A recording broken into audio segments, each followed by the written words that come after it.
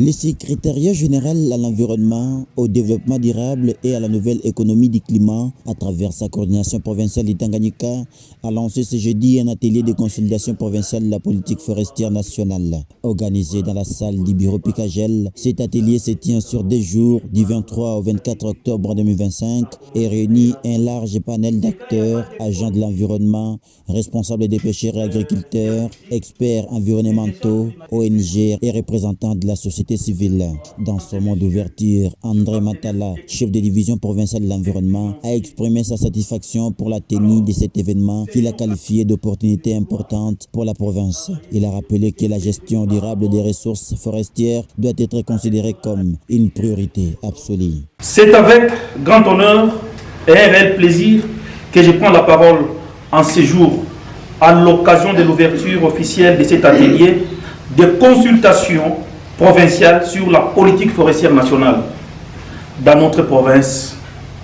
Permettez-moi de remercier le ministre provincial de l'Environnement ainsi que le ministre national à travers son secrétariat général pour avoir initié ce processus inclusif qui vise à doter notre pays d'une politique forestière nationale cohérente, participative et adaptée aux défis actuels.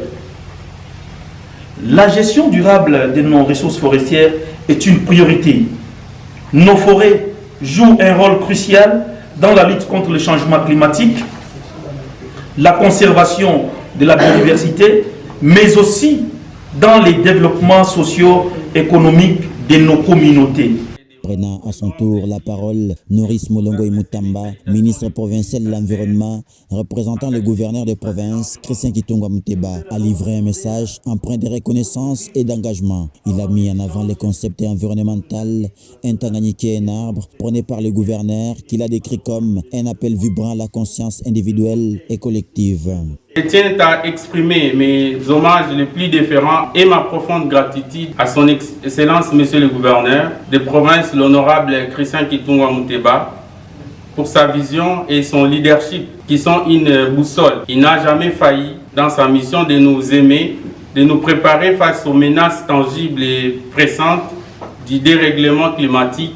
Son concept indicatif, simple dans sa formulation mais puissant dans sa portée, un Tanganyika, un arbre, est un aveu retentissant de son acidité, de sa passion et de l'intérêt vital qu'il porte au cadre environnemental qui est son leitmotiv. Dans un ton solennel, il a rappelé l'importance vitale des forêts. Il a également appelé à l'unité d'action et à la synergie des efforts pour faire face à la déforestation et à la dégradation des terres et à la criminalité environnementale. Mesdames et messieurs, nos forêts sont des véritables trésors nationaux, inestimables et irremplaçables.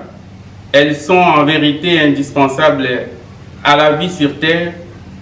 Elles sont les poumons verts qui produisent l'oxygène que nous respirons, les régulateurs naturels qui tempèrent notre climat, l'arche de Noé qui arbitre une biodiversité extraordinaire et la source vitale qui fournit des ressources essentielles à la survie et au développement de nos communautés rurales.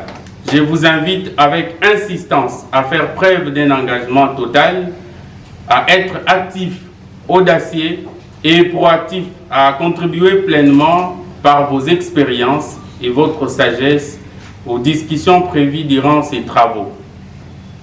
Ainsi, fort de la volonté du gouvernement provincial Tanganyika et de l'engagement de chacun ici présent, je déclare solennellement ouvert cet atelier de consultation provinciale lié à la politique forestière nationale. Après les allocutions officielles, la séance s'est poursuivie par la projection des vidéos thématiques et des travaux en groupe où les participants ont débattu des questions liées à la gestion de l'environnement et à la mise en commun des solutions locales.